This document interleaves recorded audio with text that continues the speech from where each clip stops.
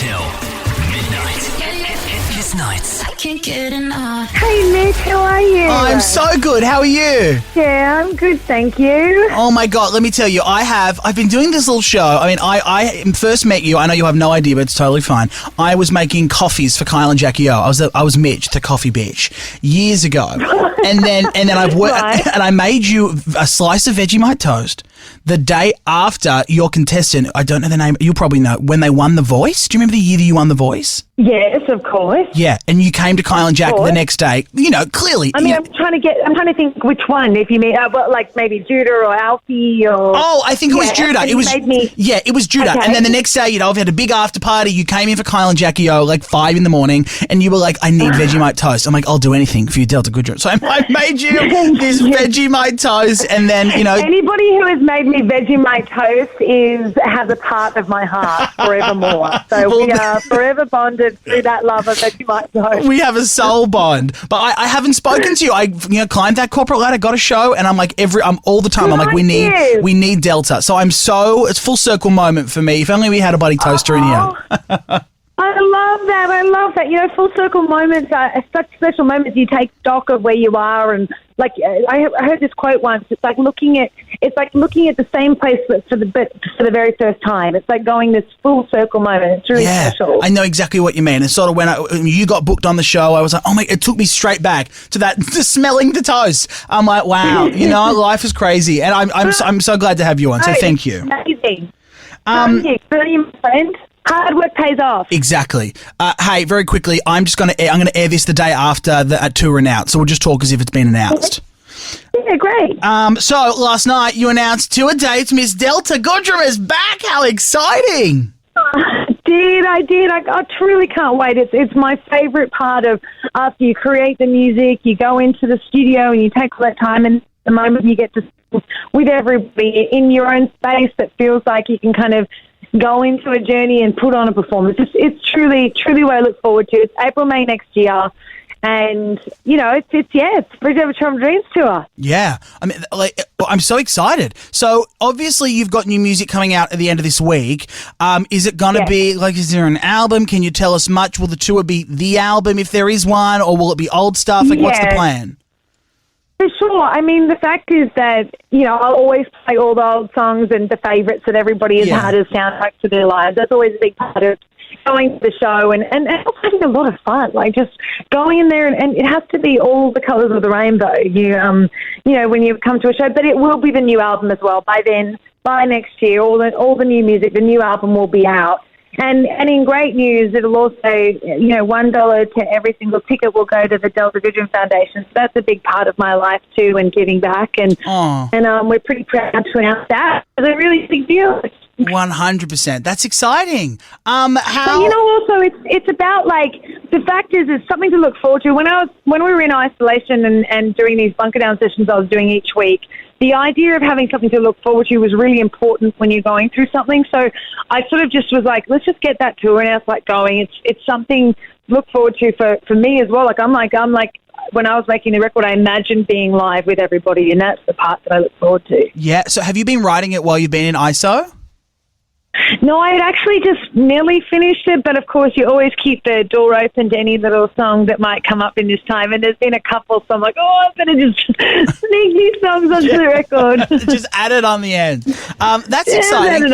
Why so long between music for you? Obviously you've got The Voice, which is huge. You're doing all your other things, like you said, with your foundation, but why so long between dropping albums?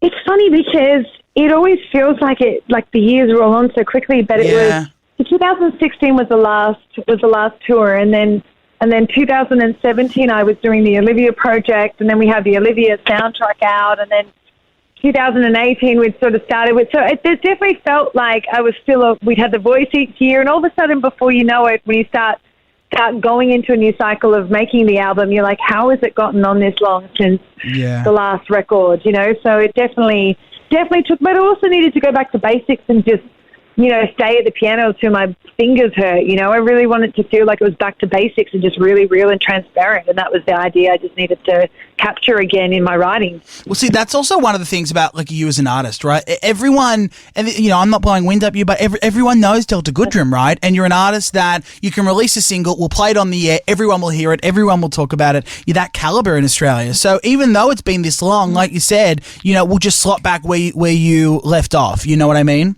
Oh, I hope so. I mean, I never take it for granted. I've always, really, really appreciated that anybody takes me into their home or their heart. And I definitely, but everyone got to know me as a songwriter and an artist first and foremost. And yep. I've been so blessed to get to do TV throughout the course of my life and just weaving between TV and music. And now with the last 9 years of The Voice being music and TV together, but it's been really nice to come back to what I really do, and that's just having freedom in like making the record I want to make, and just keep it really about the real instruments, and just stay with the electric guitars, stay with the just keep it really just what I do, me as an artist. Which OG really Delta, yeah. OG Delta, OD DG. That's the name of the record, Mitch. It's just OG DG. Oh my God, OD DG should be an ex-fragrance. I mean, come on, that's brilliant.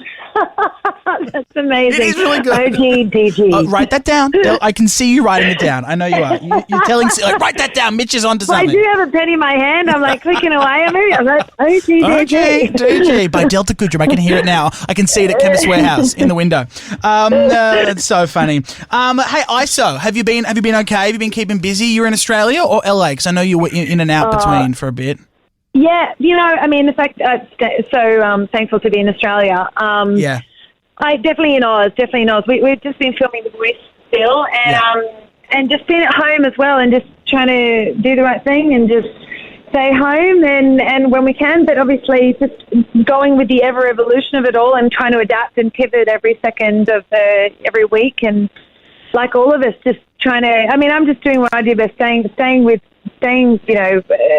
home with music and just doing work from home and just doing that kind of thing. What about yourself? I've been fine. It's so funny. All the big, like Kyle and Jackie here at KISS of, working from home studio.